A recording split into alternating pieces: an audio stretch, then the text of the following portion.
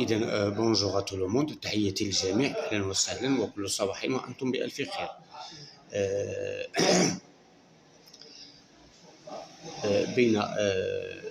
بين المغرب وإسرائيل أصبح جليا بأن البلدين يرتبطان بعلاقة جد وطيدة وعلاقة عميقة، وتم توطيدها أكثر وأكثر على إثر الزيارات المكوكية المتبادلة بين مسؤولي البلدين. العلاقات أصبحت علاقات استراتيجية، و يعني تم توطيد هذه العلاقات على جميع المستويات بما فيها العسكرية. لكن السؤال هو لماذا إسرائيل لا تعترف صراحة وعلنا مثل الولايات المتحدة الأمريكية، إسبانيا، بكون الصحراء يعني مغربية؟ هل ثمة خلافات بين إسرائيل والمغرب على الرغم من هذه العلاقات الاستراتيجية الوثيقة؟ ما هي طبيعة النظام الجزائري والبوليساريو وتأثيرها على هذه العلاقة، علاقة المغرب بإسرائيل؟ في هذا الحوار سوف نتابع حوارا موضوعيا على قناة إسرائيلية، لكن والحقيقة تقال أن الحوار يعني منطقي للإشارة فقط، وهذه بعيدا عن كل عاطفة أو إيديولوجيا. وسائل الإعلام الإسرائيلية ولن تخسروا شيئا إن تبعتموها، هي وسائل إعلام تتمتع باستقلالية وحرية إلى أبعد الحدود، وهي أكثر حرية واستقلالية حتى من من وسائل الإعلام في أعراق الديمقراطية مثل بريطانيا أو الولايات المتحدة الأمريكية أو ما شابه ذلك. إذن حوار يعني موضوعي، ويقال سوف تسمعون فيه يعني الخلافات بين المغرب وإسرائيل، وطبيعة النظام العسكري الجزائري، وكذا البوليساريو.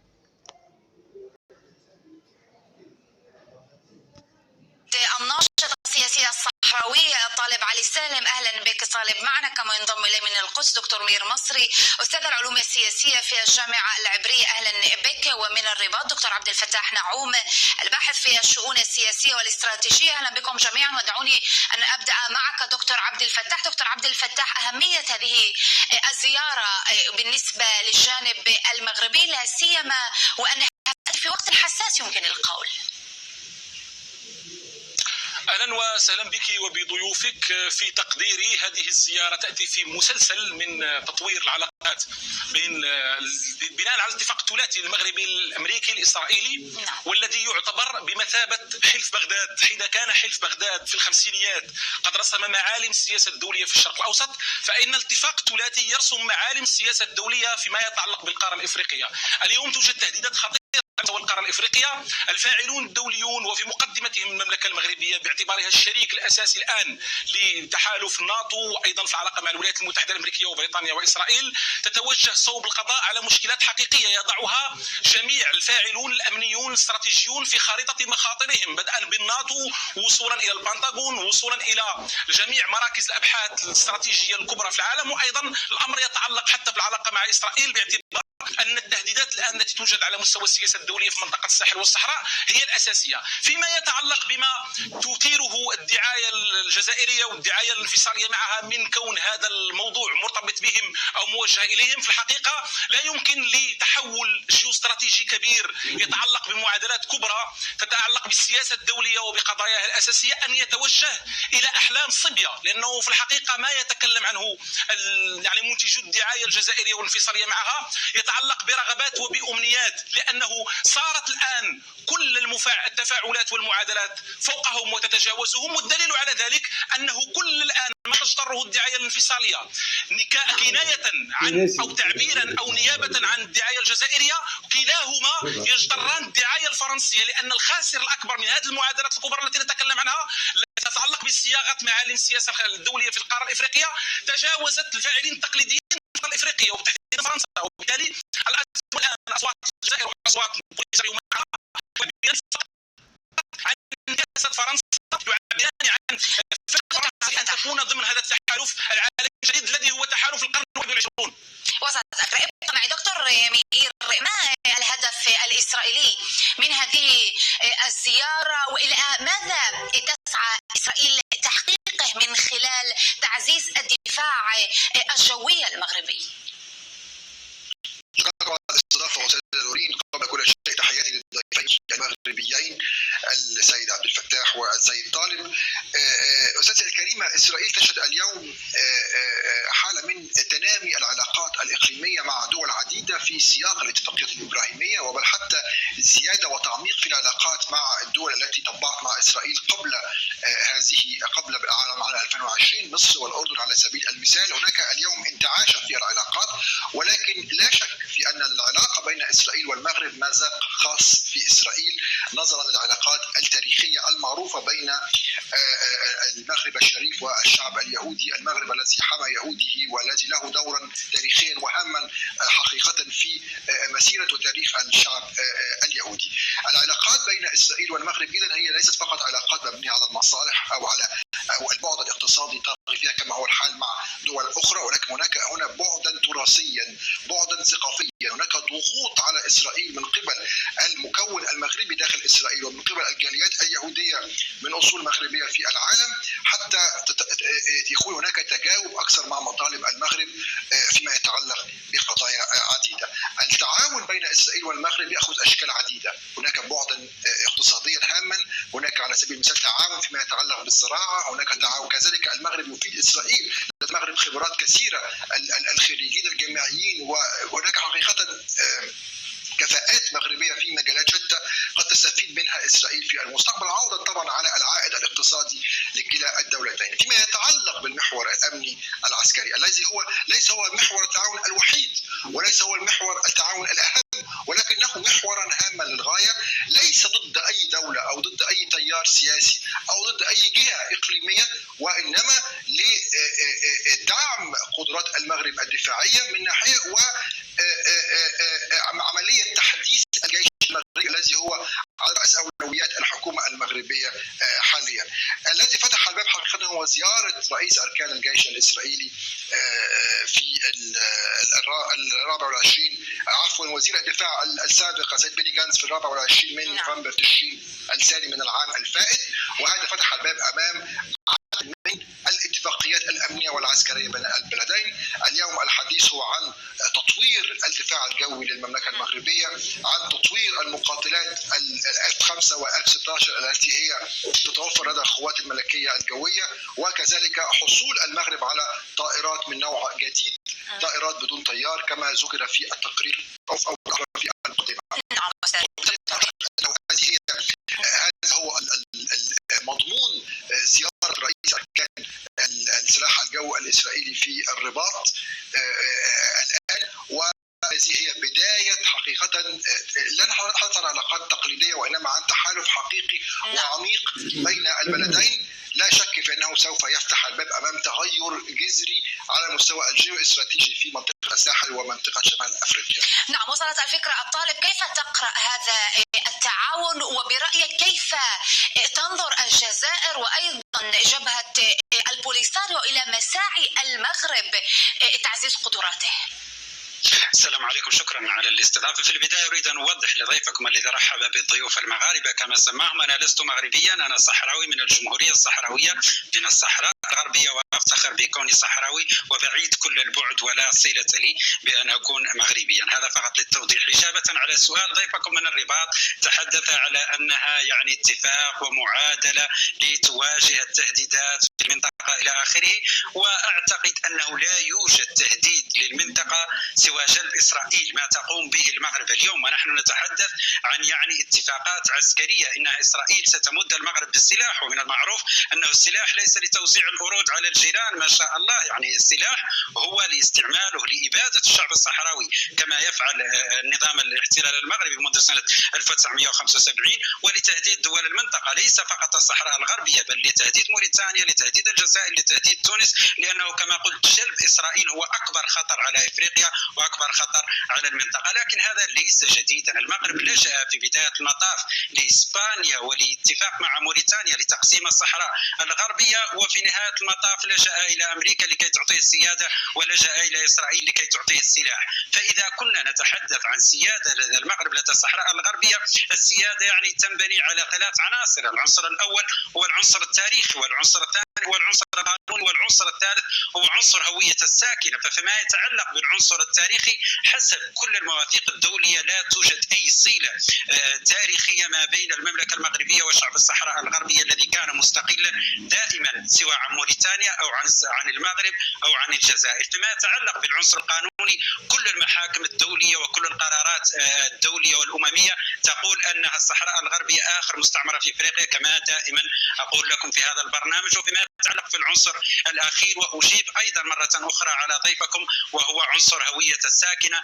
نحن سكان الصحراء الغربية ننتمي إلى دولة الصحراء الغربية، إلى الجمهورية الصحراوية، ونحمل جواز سفر الجمهورية الصحراوية الذي نفتخر به ونعتز به وندافع عنه في كل المنابر بكل فخر وبكل عزة، وندافع عنه من الأراضي الصحراوية المحتلة التي نرى يوما بعد يوم التظاهرات ضد الاحتلال المغربي، وندافع عنه في الأراضي الصحراوية المحررة، حيث نرى الجيش الشعبي الصحراوي وقوات جبهة البوليساريو تكافح وتجاهد ضد قوات الاحتلال المغربية التي الآن إلى إسرائيل لمواجهة الصحراويين وفرض احتلال لا أساس قانوني له ولا أساس تاريخي له. طيب، يعني دكتور عبد الفتاح تبسمت عندما تحدث الطالب، ولكن فيما يتعلق بهذه الزيارات، قبل هذه الزيارة الإسرائيلية اليوم إلى المغرب كان هناك العديد من الزيارات الأمنية والعسكرية المغربية أيضا إلى إسرائيل. هل يمكن القول أن المغرب تستعد لحرب ما، أو ربما هناك خشية حقيقية من اندلاع حرب في منطقتكم؟ وبدأت بالحديث عن التهديدات. اولا يعني ضيفك لم يجيب عن سؤالك مطلقا، وطبعا يجتر نفس الكلام الذي يقوله دائما، الذي يكتب له ويحفظه بشكل دائم، واتمنى ان يتسع صدره وان لا يقاطعني وان يتركني لكي اجيبه كما استمعت اليه. اولا، جواز السفر هذا الذي تحمله هذا الجواز الازرق هو في اخر المطاف لا قيمه له، لانه حتى رئيسكم وحتى عناصركم الذين يذهبون الى القاره الافريقيه او الى الاتحاد الافريقي يذهبون بجوازات سفر جزائريه. لا يوجد شيء في العالم اسمه جواز سفر لدوله غير عضو في الامم المتحده. يعني لا تضحكوا على الدقون وتنتجوا جوازات سفر عند مطابع الحي وتعتقدون انها لديها القيمه ولديها القانونيه. من ناحيه اخرى، انت حينما تقول انك لست مغربيا، يا اخي انت تحديدا لا تقاطعني، لماذا تقاطعني الان؟ لماذا تقاطعني؟ لماذا تخشى؟ ثانيا، انت تحديدا انت مغربي من منطقه التكنى، لا علاقه لك لا بالرباط ولا بالصحراء ولا باي شيء، وابوك وعمك اغتصبه البوليساريو. يا اخي انت تدافع عن البوليساريو الذي اغتصب اباك وعمك. يعني انت عيب تحديدا هو مغربي، لا نشخص الامور، ولا اريد ان اعرف الطالب من اين، ولكن لا اسامح. هذا تحديد يا أستاذ، هو تحديدا مغربي، هذا لا علاقة له بالبوليساريو. بوليساريو ليس تنظيما للمحامين ولا نقابة للمغرب وتعزيز قدراته كما تقول.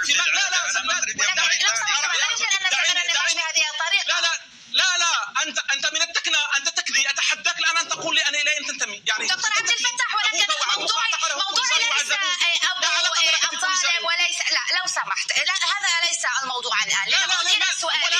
لا جوهر النقاش يا استاذ، جوهر النقاش هو العلاقات وتعزيز العلاقات المغربيه فيما يتعلق بالمغرب واسرائيل. لو سمحت دكتور عبد الفتاح. يا أستاذ، بوليساريو الذي يدعي الآن أن ما يقوم به المغرب من علاقات مع إسرائيل هو يستهدفه عسكريا. بوليساريو المغرب دحره عسكريا منذ العام 75. بوليساريو غير موجود الآن عسكريا. 700 بيان عسكري أنتجوها فقط في فيسبوك. هؤلاء غير موجودين الآن. الخطر الموجود هو التنظيم القاعدة وداعش وبوكو حرام الموجودة في الساحل والصحراء. لا أحد ينظر إلى بوليساريو ولا يعتبره ولا يضع له حسابا. حينما أثير المسألة الشخصية للأخ طالب، أنا أقول له أنت ترتزق ببوليساريو، لا علاقة لك بهذا التنظيم، لا علاقة لك بالنزاع المفتعل حول الصحراء المغربية. من آخر الكلام، أنت يعني ما علاقتك بالموضوع؟ لأنه بوليساريو تنظيم انفصالي، على من يتواجد فيه أن يكون موجودا في منطقة النزاع. أنت لا علاقة لك بمنطقة نزاع يا أخ. من ناحية أخرى، هذا التنظيم ليس تنظيما للمحامين أو نقابة أو حركة إصلاح ديني أو تنظيما نسويا أو نقابة للفنانين. ينضم اليه، يجب ان يكون من يوجدون في بوليزاريو ينبغي ان ينتموا الى المنطقه، فبالتالي انت انسان مغربي تبحث عن مصالحك الشخصيه عبر في اسبانيا، تفعل هذه الافاعيل، الكل اصبح يعرفك. طيب مساله اخرى مهمه جدا حينما يقول ان المساله تاريخيه، لا موضوع السياده، الذي تكلم عنه قرار او الراي الاستشاري لمحكمه العدل الدوليه في العام 75 تكلم عن روابط الولاء والبيع، واتحداك ان تنكر ذلك لان هناك فقره خاصه من ناحيه العلاقات التاريخيه. حينما كان هناك راي استشاري لمحكمه العدل الدوليه وطلب من الجمعيه العامه في العام 74، المغرب قدم ازيد من 50 وثائق بيعه مكتوبه بين قبائل الصحراء وبين المملكه المغربيه وبين سلاطينها عبر التاريخ. من ناحيه ثالثه، حينما تتكلم عن موضوع السياده بالمعنى القانوني المعاصر، لا يوجد لديكم لا اقليم ولا سكان ولا سلطه سياسيه تمارس على هذه الاراضي، وبالتالي انتم في احسن الاحوال ينبغي ان يكون تنظيم بوليساري وحكومه منفى، يعني حتى بالمعنى القانوني المعروف الان في القانون الدولي. ابقى معي دكتور مئير. نعرف ان لاسرائيل تفوق عسكري في المنطقه، عسكرية هي ليست بحاجة لأي دعم من أي دولة. ما المقابل الذي تنتظره إسرائيل من المغرب في وقت يعني تستمر وتسعى إلى تعزيز قواتها الدفاعية؟ نعم. اولا اسرائيل، يجب ان نفهم ان العلاقه بين اسرائيل والمغرب هي علاقه مبنيه على النديه. اسرائيل ليست افضل وليست اقوى وليس لديها فقط ما تقدمه للمغرب، وبالعكس المغرب كذلك يقدم الكثير لاسرائيل.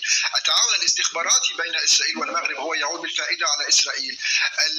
كسر والتحجيم التوغل الايراني غير المسبوق للاسف الشديد في منطقه الساحل وفي شمال افريقيا عبر وسطاء اقليميين ومن خلال النظام العسكري القائم في الجزائر ومن خلال كذلك منظمه البوليساريو الارهابيه، كل هذا على استاذي الكريم هو يضر بمصلحه اسرائيل على المستوى الجيوسياسي، على المستوى الموسع، وبالتالي نعتقد ان هناك مصالح مشتركه. الصراع القائم وهذا ربما له علاقه بما قيل، طبعا يعني نحن ناسف انه يكون هناك شجار من هذا النوع للاسف الشديد بين مغربيين، وانا لدي اصدقاء كثيرون في فرنسا ودرست في فرنسا، وكذلك لدي صديق قنصل احد قناصله المغرب الشريف في فرنسا وهو من اصول صحراويه، ويعتزون جميعهم بمغربيتهم. اذا مساله حقيقه النزعه الانفصاليه هي ليست متواجده عند جميع المكون، عند كل المكون ابناء المكون الصحراوي الكريم. هناك الكثيرون الذين يعتزون بهويتهم المغربيه وتقلدوا مناصب عليا في الدوله المغربيه، ونحن نعرفهم ولدينا معهم علاقات جيده. لذلك يا استاذي الكريم هذا صراع داخلي مغربي لا يجب ان ياخذ هذا الحجم، ولا يجب ان يعتبر هذه من افرازات الحرب البارده التي عفى عليها الزمن. اذا هناك تعاون بين اسرائيل والمغرب، هذا التعاون يفيد الطرفين لا يفيد اسرائيل والمغرب وينفع في كلا الاطراف. الصراع